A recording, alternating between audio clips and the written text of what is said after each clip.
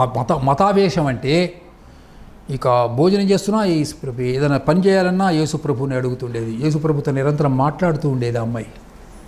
ఈ కామాక్షి ఒక highest degree తీసుకొని వెళ్ళాలి, ఒక పిహెచ్డి, పోస్ట్ డాక్టరల్ రీసెర్చ్ చేద్దామని ఆవిడ అమెరికాకు వెళ్ళి ఒక $1,00,000 ఖర్చు పెట్టింది.